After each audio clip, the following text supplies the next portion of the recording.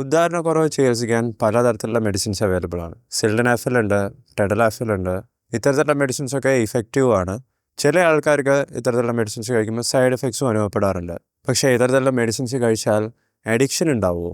ഇത് കഴിച്ചു തുടങ്ങിയാൽ പിന്നെ ജീവിതകാലം മുഴുവൻ ഇത്തരത്തിലുള്ള മെഡിസിൻസ് നിർത്താതെ കഴിക്കേണ്ടി വരുമോ? ഹായ് ഫ്രണ്ട്സ്, ഞാൻ ഡോക്ടർ പ്രസൂൺ.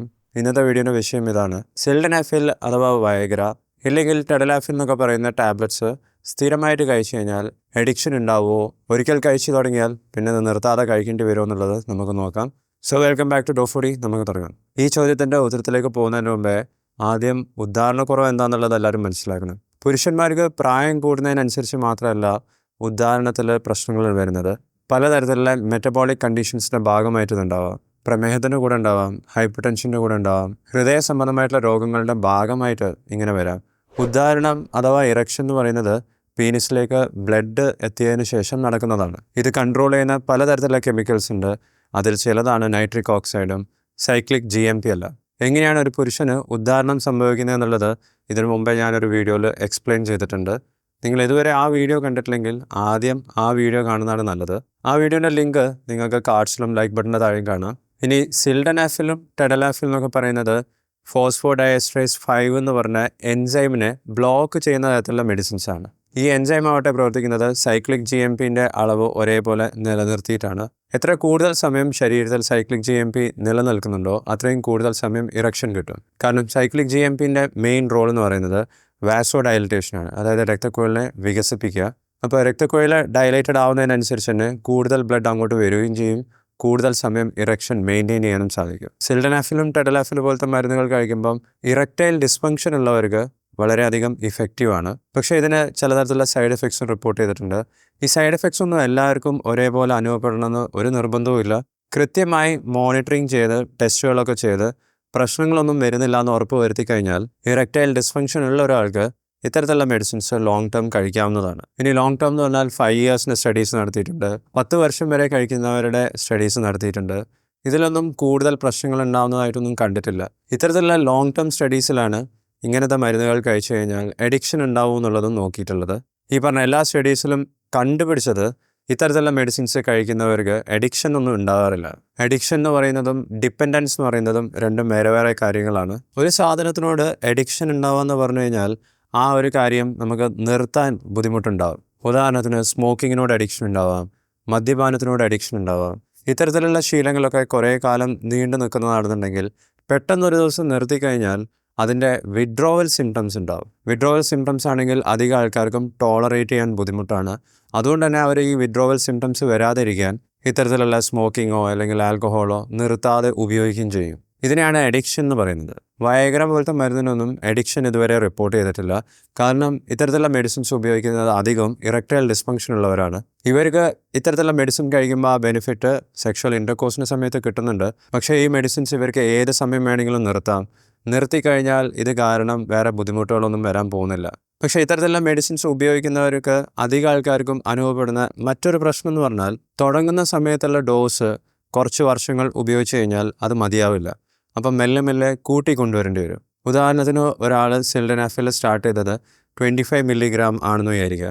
2-3 വർഷം കഴിഞ്ഞപ്പോൾ അവർക്ക് ചിലപ്പോൾ 25 മില്ലിഗ്രാമിൽ അവർ വിചാരിച്ച രീതിയിലുള്ള ഇറക്ഷൻ കിട്ടുന്നില്ല എന്നുണ്ടെങ്കിൽ 50 മില്ലിഗ്രാംസ് കഴിക്കേണ്ടി വരും. അത് പിന്നെ കുറച്ച് വർഷം കൂടി കഴിഞ്ഞ് കഴിഞ്ഞാൽ 75 മില്ലിഗ്രാംസ് ആക്കി കൂട്ടേണ്ടി വരും. ഇങ്ങനെ ഡോസ് കൂട്ടിക്കൊണ്ടുവരുന്നത് സ്മോക്കിങ്ങും ആൽക്കഹോളിസും വെച്ച് കമ്പയർ ചെയ്യുമ്പം അധികം ആൾക്കാർക്കും ഇതൊരു അഡിക്ഷൻ ആണെന്ന് തോന്നും.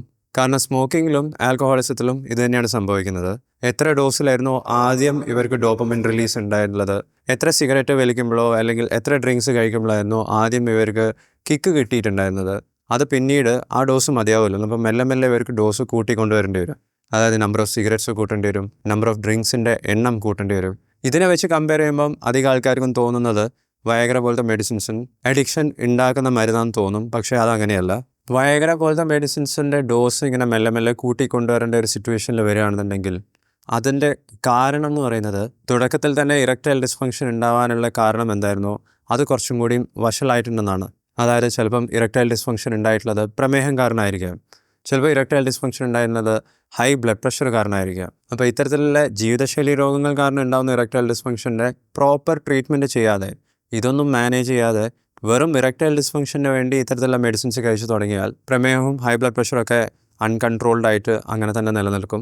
അത് കാരണം പിന്നീട് വീണ്ടും പീനസിലേക്കുള്ള ബ്ലഡ് ഫ്ലോ കുറയും. അപ്പോൾ ആദ്യം എത്ര ഡോസിലായിരുന്നോ സിൽഡനാഫിൽ അല്ലെങ്കിൽ ടെഡലാഫിൽ കഴിച്ചുകൊണ്ടിരുന്നത്, എത്ര ഡോസിലായിരുന്നു ഇറക്ഷൻ കിട്ടിക്കൊണ്ടിരുന്നത്, ആ ഡോസ് പിന്നീട് മതിയാവില്ല. അപ്പോൾ നിങ്ങൾക്കും ഇത്തരത്തിലുള്ള പ്രശ്നങ്ങൾ അനുഭവപ്പെടുന്നുണ്ടെങ്കിൽ നിങ്ങൾ വീണ്ടും ഡോക്ടറെ കാണിക്കണം. നിങ്ങളുടെ അണ്ടർലൈങ് കോസസ് എന്താണെന്നുള്ളത് കണ്ടെത്തിയതിന് ശേഷം അത് മാനേജ് ചെയ്യാനുള്ള കാര്യങ്ങൾ നിങ്ങൾ ചെയ്തു തുടങ്ങേണ്ടതാണ്. ഇങ്ങനെ സംഭവിക്കുന്നത് വയഗ്രേനോടുള്ള അഡിക്ഷൻ ഉണ്ടാവുന്നത് കാരണമല്ല, മറിച്ച് മറ്റെന്തെങ്കിലും കാരണം ഉണ്ടാവുന്നുള്ള കാര്യം എല്ലാവരും മനസ്സിലാക്കണം. ഇനി വേറൊരു സിറ്റുവേഷൻ കൂടി പറയാം. വയഗ്ര അല്ലെങ്കിൽ ടെഡലാഫിൽ പോലത്തെ മെഡിസിൻസ് കഴിക്കുന്നത് അധികം ഇറക്ടൈൽ ഡിസ്ഫങ്ഷൻ, അതായത് ഉദ്ധാരണശേഷി കുറവുള്ളവരാണ്. ഇത് കഴിച്ചു തുടങ്ങുന്നതിന് മുമ്പേ പലതരത്തിലുള്ള ടെസ്റ്റുകളും ചെയ്യണം. ഇങ്ങനെയുള്ളവർക്ക് ഇത്തരത്തിലുള്ള മെഡിസിൻസ് യൂസ്ഫുള്ളുമാണ്. പക്ഷേ ഇറക്ടൈൽ ഡിസ്ഫങ്ഷൻ ഇല്ലാത്ത ഒരാൾ, അതായത് നോർമൽ ഇറക്ഷൻ കിട്ടുന്ന ഒരാൾ, ഒരു ചെറുപ്പക്കാരൻ 20-25 ഇയേഴ്സ് ഉള്ള ഒരാൾ സെക്ഷൽ പാർട്ട്ണറിനെ ഇംപ്രസ് ചെയ്യാൻ വേണ്ടിയിട്ട് ഇത്തരത്തിലുള്ള മെഡിസിൻസ് കഴിച്ച് തുടങ്ങിക്കഴിഞ്ഞാൽ ഇങ്ങനത്തെ സിറ്റുവേഷനിൽ ഒരു തരത്തിലുള്ള സൈക്കോളജിക്കൽ ഡിപ്പെൻഡൻസ് ഉണ്ടാവാം. കാരണം നോർമൽ ഇറക്ഷൻ ഉണ്ടാവുന്ന ഒരാൾക്ക് വയഗ്ര പോലത്തെ മെഡിസിൻസ് കഴിച്ചു കഴിഞ്ഞാൽ കുറച്ചും കൂടി കൂടുതൽ ഇറക്ഷൻ ഉണ്ടാവും. അപ്പോൾ ഇടയ്ക്കിടയ്ക്ക് സെക്ഷൽ പാർട്ട്നേഴ്സിനെ മാറ്റുന്ന ആൾക്കാർക്ക് പുതിയ സെക്ഷൽ പാർട്ട്നേഴ്സ് വരുന്ന സമയത്ത് അതിനനുസരിച്ച് ഡോപ്പമിൻ സർജസ് ഉണ്ടാവും. ഇവർക്ക് ഇത്തരത്തിലുള്ള മെഡിസിൻസ് ഒന്നും ഉപയോഗിക്കാതെ തന്നെ നോർമൽ ഇറക്ഷൻ കിട്ടുന്നുണ്ടെങ്കിലും പുതിയ പാർട്ട്നേഴ്സിനെ ഇംപ്രസ് ചെയ്യാൻ വേണ്ടിയിട്ട് ഇങ്ങനെ മെഡിസിൻസ് കഴിക്കുന്നവർക്ക് ഒരു തരത്തിലുള്ള സൈക്കോളജിക്കൽ ഡിപ്പെൻഡൻസ് റിപ്പോർട്ട് ചെയ്തിട്ടുണ്ട്. ഇങ്ങനെയുള്ളവർ ഇത്തരത്തിലുള്ള മെഡിസിൻസ് കഴിക്കുമ്പോൾ കൂടുതൽ ശ്രദ്ധിക്കണം.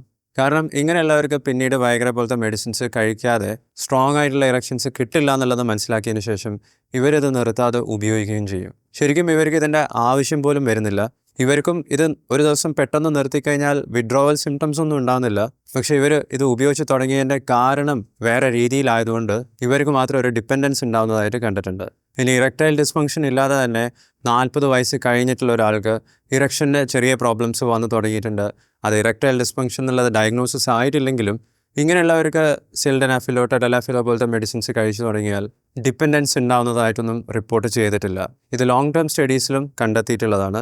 പക്ഷേ ഇങ്ങനെ നടത്തിയിട്ടുള്ള ലോങ് ടേം സ്റ്റഡീസിൻ്റെ എണ്ണം കുറവാണെന്നുള്ള കാര്യം എല്ലാവരും മനസ്സിലാക്കണം. നിങ്ങൾക്ക് ഇറക്ഷൻസിൻ്റെ പ്രോബ്ലം തുടങ്ങിയ ശേഷം നിങ്ങൾ യൂറോളജിസ്റ്റിനെ കണ്ടു, നിങ്ങൾക്ക് ഇറക്ടൈൽ ഡിസ്ഫങ്ഷൻ ആണെന്നുള്ളത് ഡയഗ്നോസ് ചെയ്ത് കഴിഞ്ഞാൽ അതിൻ്റെ അർത്ഥം എന്തെങ്കിലും മറ്റു തരത്തിലൊരു അണ്ടർലൈങ് കോസ് ഉണ്ടാവുന്നുള്ളതാണ്. അധികം ആൾക്കാർക്കും ഈ ഒരു അണ്ടർലൈങ് കോസ് ചികിത്സിച്ചാൽ തന്നെ ഇറക്ഷൻ്റെ പ്രോബ്ലംസും ട്രീറ്റ് ചെയ്യാൻ സാധിക്കുന്നതാണ്. ഉദാഹരണത്തിന് ഒബീസ് ആയിട്ടുള്ളവർ അല്ലെങ്കിൽ വെയിറ്റ് കൂടുതലുള്ളവർക്ക് ഇവർ എക്സസൈസും ഡയറ്റും ഒക്കെ ചെയ്തിട്ട് വെയിറ്റ് കുറയ്ക്കുന്നതിനനുസരിച്ചിട്ടും ഇവർക്ക് ഇറക്ഷൻസ് പ്രോപ്പറായിട്ട് കിട്ടാറുണ്ട്. അത് മെഡിസിൻസ് ഒന്നും കഴിക്കാതെയാണ് ഞാൻ പറയുന്നത്. പ്രമേഹം ഉള്ള ഒരാൾക്ക് ഇറക്ഷൻസിൻ്റെ പ്രോബ്ലം ഉണ്ടെങ്കിൽ ഇവർ പ്രമേഹം, അതായത് blood sugar level properly control ചെയ്യുകയാണെങ്കിലും അതിനെക്കൊണ്ടും ഇറക്ഷൻസിൻ്റെ പ്രോബ്ലം ഒരു പരിധിവരെ കറക്റ്റ് ചെയ്യാൻ സാധിക്കും. പക്ഷേ ഇങ്ങനെയുള്ളവരും സിൽഡനാഫിൽ അല്ലെങ്കിൽ ടെഡലാഫിൽ പോലത്തെ മെഡിസിൻസ് ചെറിയ ഡോസിൽ കഴിക്കാറുണ്ട്. കാരണം ഇങ്ങനത്തെ മെഡിസിൻസ് കഴിക്കുമ്പോൾ ഇവർക്ക് കുറച്ചും കൂടി സ്ട്രോങ്ങർ ആയിട്ടുള്ള ഇറക്ഷൻസ് കിട്ടാറുണ്ട്.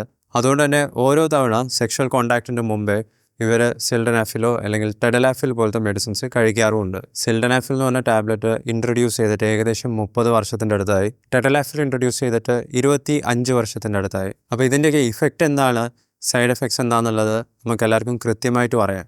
ഇത്തരത്തിലുള്ള മെഡിസിൻസ് അതിൻ്റെ സ്റ്റാർട്ടിംഗ് ഡോസിൽ കഴിച്ചിട്ട് സൈഡ് എഫക്ട്സ് ഒന്നും അനുഭവപ്പെടാത്തവർക്ക് ചിലപ്പോൾ ഇതിൻ്റെ ഡോസ് കൂട്ടുന്ന സമയത്ത് സൈഡ് എഫക്ട്സ് അനുഭവപ്പെടാറുണ്ട്. അതുകൊണ്ടാണ് ഇത്തരത്തിലുള്ള മെഡിസിൻസ് കഴിക്കുമ്പം മോണിറ്ററിങ് അത്യാവശ്യമായിട്ടും വേണമെന്ന് പറയുന്നത്. ടെസ്റ്റുകൾ ചെയ്ത് നോക്കണം.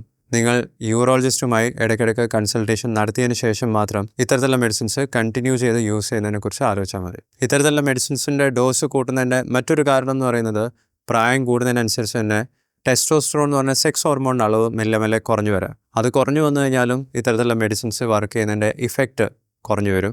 അപ്പോൾ സിറം ടെസ്റ്റോസ്റ്ററോൺ എന്ന് പറഞ്ഞ ബ്ലഡ് ടെസ്റ്റ് ചെയ്ത് നോക്കേണ്ടതാണ്. ഇതൊരു ഉദാഹരണം മാത്രമേ ഉള്ളൂ. പലതരത്തിലുള്ള ടെസ്റ്റുകൾ ചെയ്ത് നോക്കേണ്ടതാണ്. ഇനി യൂറോളജിസ്റ്റിനെ കാണിക്കാൻ നിങ്ങൾക്ക് ഹോസ്പിറ്റലിൽ പോകാൻ സമയം കിട്ടുന്നില്ല, അപ്പോയിൻമെൻറ്റ് കിട്ടുന്നില്ല എന്നുണ്ടെങ്കിൽ ഓൺലൈൻ കൺസൾട്ടേഷൻസ് വഴിയും യൂറോളജിസ്റ്റുമായി സംസാരിക്കാവുന്നതാണ്. അതിനുവേണ്ടി ഡോഫോഡി നിങ്ങൾക്ക് ഉപയോഗിക്കാം.